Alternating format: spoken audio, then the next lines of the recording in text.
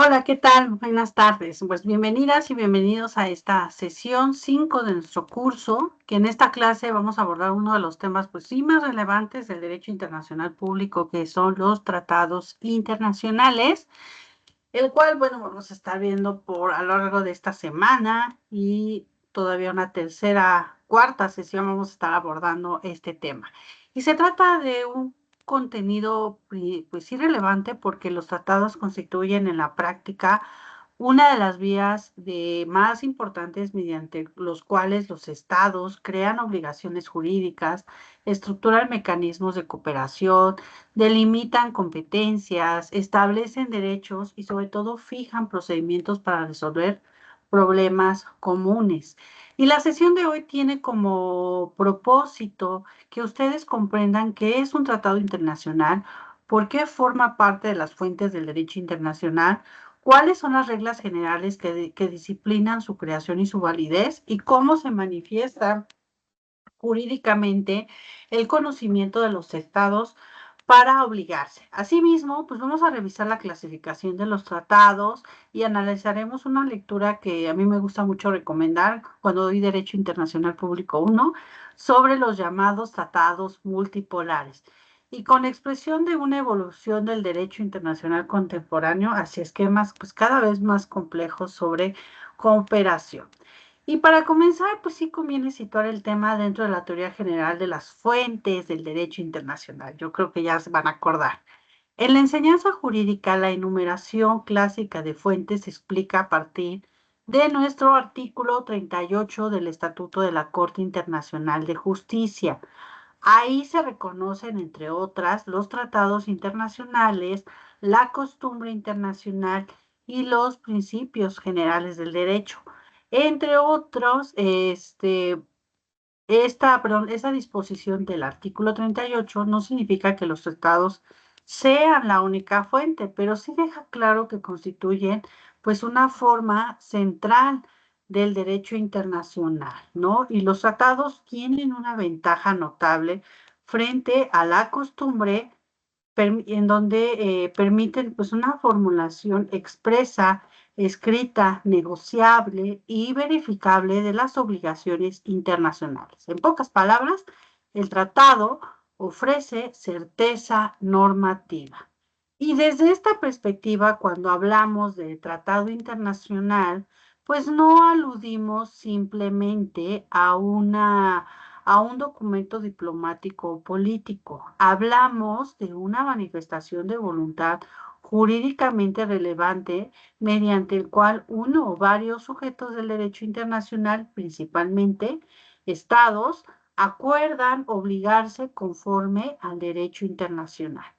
Y la de Viena sobre Derecho de los Tratados establece que se entiende por un tratado, pues un acuerdo internacional celebrado por escrito entre estados y regido por el derecho internacional, ya conste en un instrumento único o en dos o más instrumentos conexos y cualquiera que sea su dominación particular. Y esto significa que el nombre no altera su naturaleza jurídica. Puede llamarse tratado, puede llamarse convenio, puede llamarse convención, pacto, protocolo, carta o acuerdo. Aquí lo decisivo es que produzca efectos jurídicos internacionales y que esté regido por el derecho internacional. Y en este punto podemos evitar muchos errores frecuentes que no todo acuerdo entre estados es necesariamente un tratado en sentido jurídico estricto. Existen declaraciones políticas, memorandos de entendimiento, compromisos diplomáticos cuyo valor puede ser político o administrativo, pero no siempre jurídico. Por eso, para identificar un tratado, pues sí debemos observar ciertos elementos, que exista un acuerdo de voluntades, que sea celebrado por sujetos con capacidad internacional y que esté regido por el derecho internacional y que esto llegue a generar obligaciones jurídicas. Ahora bien, antes de entrar a este proceso de celebración, vale la pena detenernos en la importancia de la Convención de Viena sobre el Derecho de los Tratados. Esta convención constituye el marco normativo, pues sí, más importante en la materia porque sistematiza reglas sobre celebración, interpretación, reservas, aplicación, nulidad, terminación, suspensión de tratados, etcétera. Y en su preámbulo se reconoce la función fundamental de los tratados en la historia de las relaciones internacionales. Su importancia creciente como fuente del derecho internacional y como medio para desarrollar la cooperación pacífica entre las naciones, también subraya que los principios de del libre consentimiento, la buena fe y la regla pacta sunt servanda se encuentran universalmente reconocidos. Además, afirma que las controversias relativas a los tratados deben, deben resolverse por medios pacíficos conforme a la justicia y el derecho internacional. Y finalmente, bueno, sostiene que la codificación y el desarrollo progresivo del derecho de los tratados contribuye obviamente a los principios de las naciones y aclara que las normas consuetudinarias siguen rigiéndose las materias no reguladas por la propia convención. Y esta exposición de motivos es muy reveladora porque nos muestra que la Convención de Viena no surge de una manera aislada, sino como una parte de un proceso histórico de ordenación jurídica de la convivencia internacional. Su lógica interna descansa en tres ideas que ustedes deben de retener durante toda esta sesión. La primera es la centralidad del consentimiento. El derecho internacional, a diferencia de lo que suele ocurrir en el ámbito interno, la obligación jurídica internacional parte en gran medida del consentimiento estatal. La segunda es la buena fe. Los tratados no se celebran para simular compromisos, sino para cumplirse seriamente. Y la tercera, pues, es la cooperación. Los tratados son instrumentos para organizar la vida internacional, no solo para declarar intenciones. Y a partir de aquí podemos pasar a la definición más detallada del tratado, que la Convención de Viena también precisa conceptos conexos que ayudan obviamente a comprender el proceso. Define la ratificación, la aceptación, la aprobación y la adhesión como actos internacionales mediante los cuales un Estado hace constar en el ámbito internacional su consentimiento en obligarse por un tratado. Define los plenos poderes como el documento emitido por autoridad competente del Estado para designar a una o varias personas como representantes del Estado en la negociación, en la adopción o autenticación del texto o para ejecutar cualquier otro acto relativo del tratado. También define la reserva, Estado negociador, Estado contratante, parte, tercer Estado y organización internacional. Y estas definiciones no son meramente terminológicas, tienen consecuencias prácticas. Por ejemplo, no es lo mismo un Estado negociador que un Estado parte. El primero participó en la elaboración y adopción del texto. El segundo ya manifestó su consentimiento en obligarse y el tratado está en vigor respecto de él. Del mismo modo, no es lo mismo firmar un tratado que ratificarlo.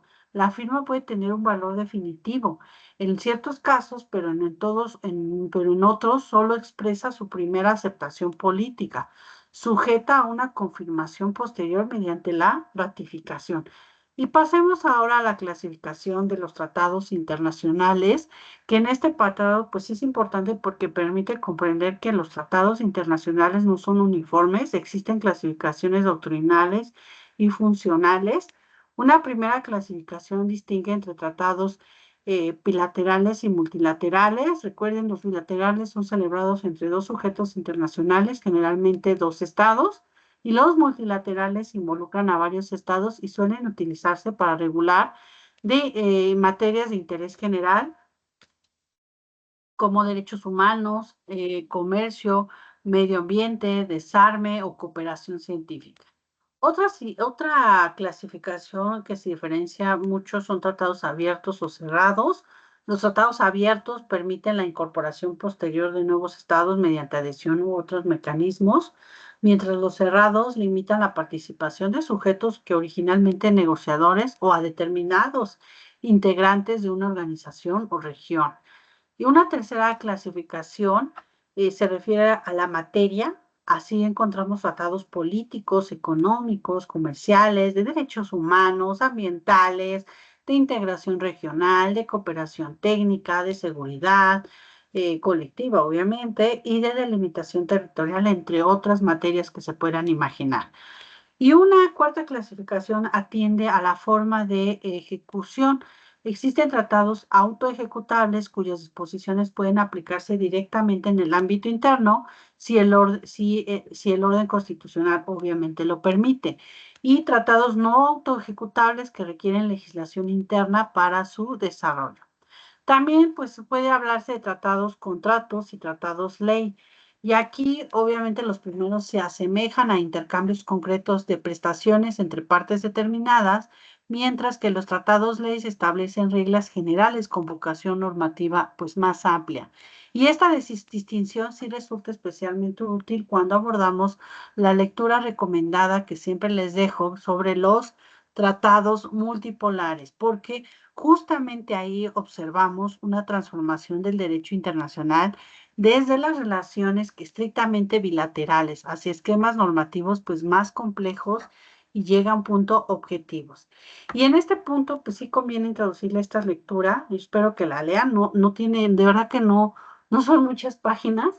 El autor aquí, Víctor Mejía, creo que Amandi, explica que el moderno derecho internacional público de cooperación ha surgido un nuevo tipo de tratados que regulan materias directamente relacionadas con las necesidades del bienestar de las personas. Estos tratados se caracterizan por fundamentar relaciones jurídicas múltiples, en las que todos los estados parte tienen el mismo interés jurídico en que los demás cumplan sus obligaciones contractuales. Y la idea de fondo aquí es relevante. Tradicionalmente el derecho internacional clásico se concibió como un derecho de coexistencia entre soberanías. En cambio, el derecho internacional contemporáneo tiende a funcionar como un derecho de cooperación. Y aquí en la lectura, junto al derecho internacional de coexistencia, se ha desarrollado un derecho internacional de cooperación caracterizado por imponer obligaciones de hacer y por responder a problemas que ningún Estado puede resolver aisladamente, como la protección al medio ambiente, los derechos humanos, la corrupción, el comercio internacional o la salud global. Y aquí los tratados multipolares, entonces, pues no solo comprenden adecuadamente si se analizan con la lógica estricta de un intercambio bilateral. En ellos, el interés jurídico ya no recae solo en una contraprestación recíproca entre dos estados, sino en la satisfacción de un interés común. Y aquí la lectura les señala que estos tratados suelen buscar tres objetivos fundamentales, que es coordinar y armonizar el derecho interno de los estados partes, establecer responsabilidades compartidas reforzadas por mecanismos preventivos, como son informes e inspecciones, y crea estructuras de cooperación mediante instancias gubernamentales. Y esto es especialmente visible en los tratados ambientales de derechos humanos y de cooperación internacional. Pues, pensemos en nuestro caso, un tratado ambiental multilateral. El incumplimiento de un Estado no afecta únicamente a otro Estado determinado, compromete el interés general de todos los Estados parte y en muchos casos de la comunidad internacional en su conjunto. Por eso, la lectura explica que en estos tratados tienden a perder fuerzas las categorías clásicas de reciprocidad, denuncia y suspensión como mecanismos centrales de reacción y ganan importancia instrumentos de monitoreo, prevención, cooperación, informe, supervisión e incluso la reparación. Y aquí este análisis de la lectura es muy valioso porque permite comprender la evolución del derecho de los tratados, que ya no basta con estudiar como una firma de un tratado, también debemos entender para qué sirve, qué tipo de estructura jurídica crea, cómo se garantiza su cumplimiento en un contexto internacional cada vez pues, más interdependiente. Volvemos obviamente pues a lo que regresamos, les recomiendo leer esa lectura para que tomen obviamente sus notas. Y pasemos al tema de los actos internacionales por los cuales los estados hacen constar su consentimiento al obligarse. Aquí la Convención de Viena dispone que el consentimiento del Estado puede manifestarse mediante firma, el canje de instrumentos, ratificación, aceptación, la aprobación, la adhesión o cualquier otra convenida. Cada una de estas, pues obviamente tiene un significado del cual, pues, lo vamos a ver igual cuando veamos las etapas, pero para ir comprendiendo antes las etapas, pues vamos a entender. Por ejemplo, la firma. Es una de las modalidades más conocidas, sin embargo, su valor jurídico depende del tratado y del contexto. La Convención de Viena establece que el consentimiento se manifiesta mediante firma cuando el propio tratado dispone que la firma tendrá ese efecto. Cuando conste que los estados negociadores así lo convinieron o cuando esa intención se desprenda de los plenos poderes del representante o se haya manifestado durante la negociación. También prevé que la rúbrica puede equivaler a la firma si así se acordó y que la firma ad referendum pues equivaldrá pues a una firma definitiva si el Estado lo llega a confirmar. La ratificación es quizá la forma más conocida de confirmación del consentimiento. Opera cuando el tratado exige que el consentimiento se manifieste de esa manera, cuando los estados negociadores así lo convinieron, cuando la firma se realizó a reserva de la ratificación o cuando esa intención se desprende de los plenos poderes o de la negociación.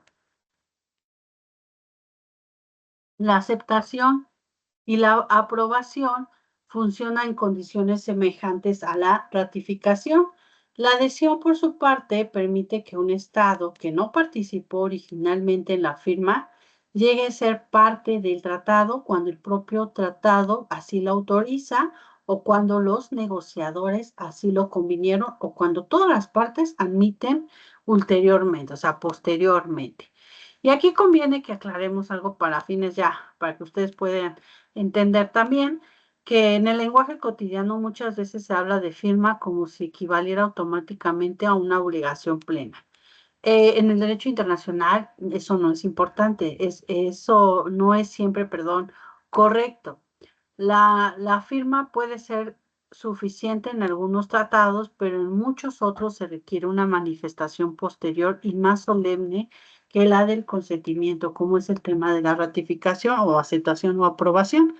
Además, aún antes de la entrada en vigor, la Convención de Viena prevé que el Estado debe de abstenerse a frustrar el objeto y el fin del tratado si lo ha firmado o si lo ha canjeado instrumentos a reserva de ratificación, aceptación o aprobación, mientras pues no manifieste su intención de no llegar a ser parte, ¿no? Porque va en contra de cuál es el objeto de ese tratado. Y este punto revela una idea clave del derecho internacional contemporáneo. Incluso antes del nacimiento pleno de una obligación convencional, existe ya una expectativa de conducta compatible con la buena fe. Ahora, bueno, pasemos con ya el tema. Para ya adentrarnos, obviamente, porque ya estamos hablando de la convención, pues ya vamos a entrar al tema de normas internacionales en materia de celebración de tratados, ¿no? Y aquí, pues claramente vamos a estar inmersos a lo que establece la Convención de Viena. Permítame un momento.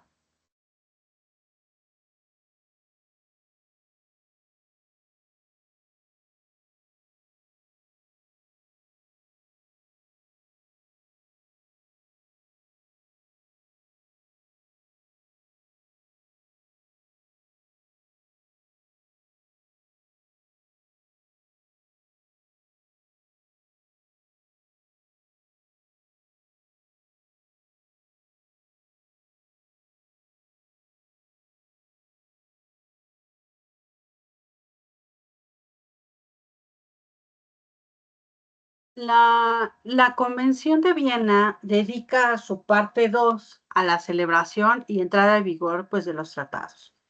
Establece reglas sobre capacidad, representación, adopción del texto, autentificación, formas de manifestación del consentimiento, reservas, entrada a vigor, aplicación provisional, es decir, no solo dice que es un tratado, sino cómo nace jurídicamente un tratado válido. Y en cuanto pues, a la capacidad para celebrar tratados, en el artículo 6 señala de una manera simple y categórica que los estados pues tienen capacidad para celebrar tratados, y esta regla parece pues obvia, pero es fundamental porque conecta con la personalidad jurídica internacional de un estado. Solo quien tiene capacidad puede obligarse válidamente en el plano internacional, y en términos generales la capacidad deriva de la soberanía estatal y de la subjetividad internacional reconocida al Estado. Ahora bien, una cosa es que el Estado tenga capacidad y otra distinta que personas puedan representarlo válidamente en el proceso convencional. Y aquí entramos al tema de los órganos competentes para representar, obviamente, a los estados. Aquí la convención distingue dos supuestos. El primero, pues una persona representa al estado si presenta plenos poderes adecuados o si de la práctica y de las circunstancias se deduce que los estados interesados la consideraron representante para esos efectos. Y en segundo, pues ciertas autoridades se consideran representantes por razón de cargo sin necesidad de exhibir pues plenos poderes. Y entre ellas se encuentra el jefe de Estado, los jefes de gobierno y los ministros de las relaciones exteriores para la ejecución de todos los actos relativos a la celebración de tratados.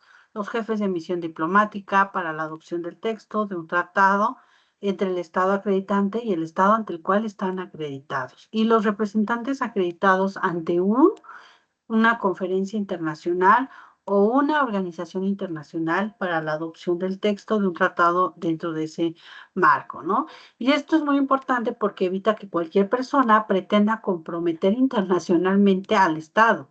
En derecho internacional, la representación válida no puede improvisarse, debe estar respaldada a cargo de, debe estar respaldado obviamente a cargo de persona, una representación de una persona o bien por los plenos poderes. Si una persona actúa sin autorización suficiente, el acto pues no surtirá efectos jurídicos o a menos que el Estado lo confirme de manera ulterior, o sea, posterior. Pasemos ahora pues a las etapas del proceso de celebración de tratados, que sí constituye pues uno de los núcleos de la sesión, que aunque doctrinalmente puede haber variaciones terminológicas, la secuencia básica que hoy vamos a revisar son 4 momentos: la negociación, la adopción del texto, la autenticación del texto y la manifestación del consentimiento. La primera etapa, pues, es la negociación, que no está establecida, obviamente, en la Convención de Viena, porque aquí es donde vemos estrategias que llegan a implementar los estados, pero aquí los estados discuten el contenido del futuro tratado. Se definen los objetivos, el alcance, las obligaciones, las excepciones, los mecanismos de cumplimiento, las cláusulas finales y, en su caso, las reservas permitidas. La negociación es un espacio político y técnico a la vez. Político, ¿por qué? Porque expresa intereses nacionales y estrategias diplomáticas. Técnico, porque debe traducir esos intereses en lenguaje jurídico preciso. Y en esta fase intervienen las delegaciones, los expertos, los diplomáticos, los asesores jurídicos, y que aquí puede ser una área de trabajo importante que ustedes pueden participar. Y en segundo tema, especialistas en comercio, derechos humanos, medio ambiente, salud, seguridad, dependiendo obviamente del tratado a que se va a firmar. Y la segunda etapa, que es la adopción del texto, la Convención de Viena sí dispone que la adopción del texto se debe de efectuar por consentimiento de todos los estados participantes en su elaboración, salvo lo previsto para conferencias internacionales. En estas conferencias, la adopción del texto se hace en principio por mayoría de 2/3 de los estados presentes y votantes, a menos que ellos decidan aplicar otra regla por igual a mayoría, ¿no? ¿Y qué significa adoptar el texto? Significa que dar por concluida la elaboración del contenido del tratado. Es el momento en que los negociadores aceptan que ese texto es el que será sometido a la siguiente etapa, que es la autenticación, y posteriormente a los actos de consentimiento correspondiente. No implica todavía que el Estado quede jurídicamente obligado, implica que el texto negociado ha sido formalmente aprobado en cuanto a texto. La tercera etapa es la autenticación del texto. La Convención de Viena señala que el texto quedará establecido como auténtico y definitivo mediante el procedimiento prescrito en el propio tratado o acordado por los estados participantes. A falta de tal procedimiento, puede hacerse mediante la firma y la firma ad referendum o la rúbrica puesta por los representantes en el texto del tratado o en el acta final de la conferencia que lo contenga, o al final un documento que se genera dependiendo de la situación. Autenticar el texto significa certificar que ese texto definitivo, auténtico, es una garantía de certeza documental. Y a partir de la autenticación ya no estamos ante borradores o propuestas, sino ante el texto definitivo que será la base a la expresión del consentimiento. La cuarta etapa, pues, es la manifestación del consentimiento en obligarse. Aquí el Estado pasa de ser negociador a signatario potencial a convertirse en un sujeto obligado y de acuerdo con la forma establecida en el propio tratado. Como ya vimos, esa manifestación puede darse por firma, ratificación, aceptación, aprobación, adhesión u otras vías convenidas. Este es el momento decisivo desde el punto de vista jurídico, porque el consentimiento es la base misma de la obligación convencional. Y enseguida, bueno, pues explicar la lógica de la entrada en vigor. Un tratado pues no obliga necesariamente desde el mismo día de su firma. La Convención de Viena establece que el tratado entrará en vigor de la manera y en la fecha que el mismo tratado disponga o acuerden los estados negociadores. Y que sí, a falta de esa disposición expresa, pues entrará en vigor tan pronto como haya constancia del consentimiento de todos los estados negociadores en obligarse por él.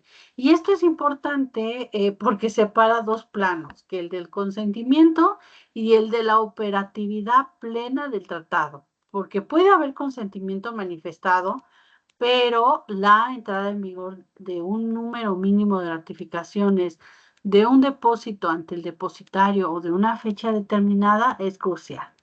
Y aquí pues sí conviene poner atención que en esta sesión son las reservas. La convención sí llega a imponer qué son las reservas, pero esto, bueno, lo quisiera abordar la siguiente sesión, donde vamos a ver incluso qué son las reservas en los tratados internacionales, ¿no? Y bueno, y antes de cerrar, hagamos pues una recapitulación de lo que vimos en esta sesión. Primero, que los tratados internacionales son una fuente formal esencial del derecho internacional. Se definen como acuerdos escritos entre estados regidos por el derecho internacional. La Convención de Viena funciona como el instrumento normativo central para regular la celebración, la aplicación e interpretación.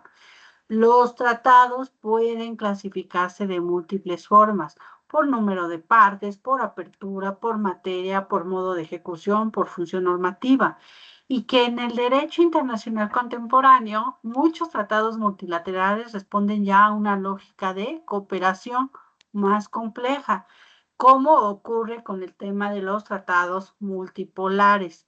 Y el consentimiento para obligarse puede expresarse mediante firma, ratificación, aceptación, aprobación o adhesión, y que la celebración del tratado comprende como mínimo la negociación, la adopción del texto, autenticación del texto y manifestación del consentimiento, ¿no? Y la representación del Estado corresponde a órganos competentes, ya sea por plenos poderes o por razón del cargo, como son los jefes de Estado, jefes de gobierno, ministros o secretarios de las relaciones exteriores, jefes de misión diplomática y representantes acreditados ante conferencias u organizaciones internacionales. Y antes de concluir esta sesión, me interesaría que se queden con una reflexión, ¿no? Los tratados internacionales muestran con claridad que el derecho internacional no es un sistema puramente abstracto ni una suma de buenas intenciones diplomáticas. Es un orden jurídico que se construye mediante decisiones conscientes de los estados, pero que al mismo tiempo responde a las exigencias que cada vez más amplias de cooperación, de seguridad, de justicia y sobre todo de protección de intereses comunes. En un mundo que vivimos interdependiente, los tratados no solo expresan soberanía, también organizan responsabilidades compartidas, y lo vamos a ver en materia ambiental. Por eso, estudiar su proceso de celebración, sus formas de consentimiento, su estructura normativa es indispensable para comprender cómo funciona hoy el derecho internacional público. Y con esto damos por concluida nuestra sesión 5. En la siguiente clase continuaremos profundizando más esta dinámica jurídica de las obligaciones internacionales y en los efectos que produce pues, dentro y fuera del ámbito estatal. Y pues vamos a seguir con el tema de tratados internacionales, donde vamos a adentrarnos obviamente al tema de reservas, que es el tema de nuestra siguiente sesión, ¿sale? Que tengan excelente día, inicio de semana. Nos estaremos viendo muy pronto. Hasta luego.